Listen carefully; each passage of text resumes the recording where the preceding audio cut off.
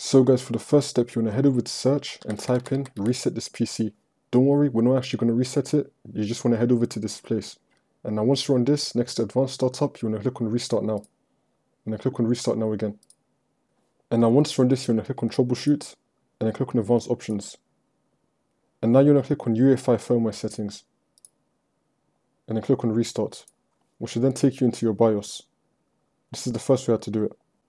The second way to get into your BIOS is you want to restart your computer, so you want to click on the Windows power button, click on the power button again, and then click on restart. And then depending on your motherboard, there's going to be a certain key that you need to press. So my motherboard, I'm using the B450M DS3H, you want to just spam delete on your keyboard, which will then take you into the BIOS. You might have a different motherboard, and the key options might be F10, F12, delete, or maybe something else.